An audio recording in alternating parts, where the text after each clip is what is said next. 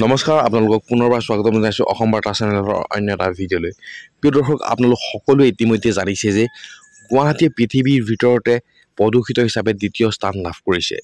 পৃথিৱীৰ ভিতৰতে দ্বিতীয় স্থানত প্ৰদূষিত চহৰ হিচাপে গুৱাহাটীৰ নাম আহিছে।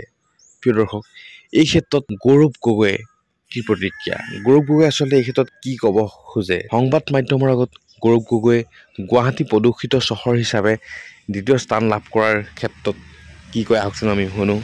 মই 2022 চনৰ পৰাই বৰ্তমানৰ ৰাজ্য চৰকাৰক অৱগত কৰাই আছিলোঁ যে গুৱাহাটী মহানগৰীত বায়ু প্ৰদূষণ এটা ডাঙৰ সমস্যা হৈ গৈছে, যাৰ ফলত আপোনাৰ আৰু মোৰ স্বাস্থ্যতো প্ৰভাৱ পেলাবই। কিন্তু যিসকলে ৰাস্তাত কাষত থাকে, চাফাই কৰ্মচাৰীসকল, ট্ৰেফিক পুলিচমেন, যিসকলৰ গোটেই কামটোৱে বাহিৰত, আজি তেওঁলোকৰ কি অৱস্থা হ'ব? হস্পিটেলৰ ভিতৰত থকা মৰিজসকলৰ কি অৱস্থা হ'ব? কিন্তু আমাৰ সৰু ল'ৰা ছোৱালী যিখন স্কুলত যায়, যিসকলৰ এষ্টামা প্ৰব্লেম আছে, তেওঁলোকৰ কি হ'ব? তো এই যে আমাৰ বায়ু প্ৰদূষণ আমাৰ স্বাস্থ্যৰ ওপৰত এটা বেয়া প্ৰভাৱ পেলায়, এই কথালৈ মই প্ৰথমবাৰ প্ৰায় মই বৰ্তমান চৰকাৰক অৱগত কৰাই আছোঁ। বিভিন্ন ৰাজ্যত বিভিন্ন কাৰণ থাকে যাৰ ফলত বায়ু প্ৰদূষণ বৃদ্ধি পায়, কিন্তু গুৱাহাটী মহানগৰীত আমিতো আজিৰ পৰা 10 বছৰ আগতো বায়ু প্ৰদূষণলৈ ইমান শংকিত হোৱা নাছিলোঁ।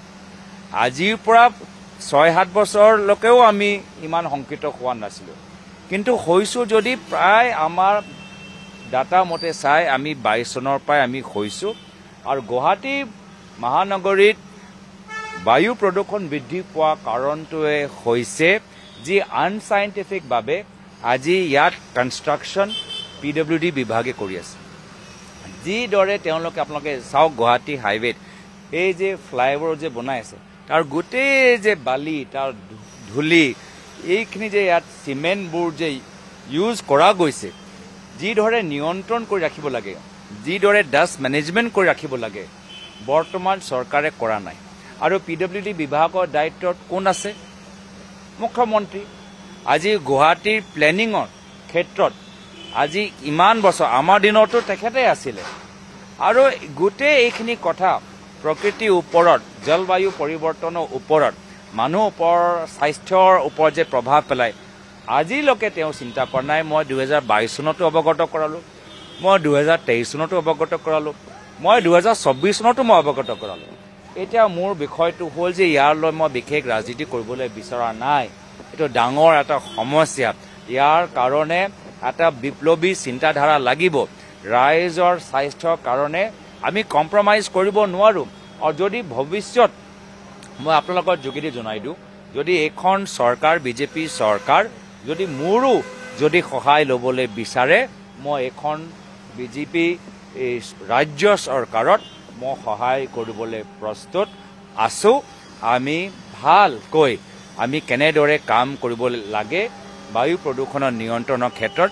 যিহেতু যদি আপোনালোকে বায়ু প্ৰদূষণ তথ্যবোৰ চাই, মাত্ৰ গুৱাহাটীৰ ভিতৰত নহয়, অন্য নগৰতো এতিয়া বায়ু প্ৰদূষণ বৃদ্ধি পোৱা দেখা গৈছে। তো যদি চৰকাৰে বিচাৰে তেতিয়া ময়ো সহায় কৰিবলৈ মই প্ৰস্তুত হৈ আছোঁ। আৰু এই যে আনচাইণ্টিফিক PWD বিভাগে যে ফ্লাইঅভাৰ কামখিনি কৰি আছে, তাত ঠিকাদাৰক আৰু ইঞ্জিনিয়াৰসকলক আৰু PWD বিভাগ আৰু বিভাগৰ দায়িত্ব থকা মুখ্যমন্ত্ৰীজনে গুৰুত্ব সহকাৰে গুৱাহাটী বাসিন্দাৰ ৰাইজৰ স্বাস্থ্যৰ কাৰণে চিন্তা কৰাটো উচিত। এইটো খালি ধনী মানুহৰ সমস্যা নহয়, ৰাস্তাত যিমান আমাৰ ঠেলা গাড়ী চলোৱা মানুহখিনি আছে, ট্ৰেফিক নিয়ন্ত্ৰণ কৰা পুলিচসকল আছে, তেওঁলোকৰ বাবে চিন্তা কৰাটো উচিত।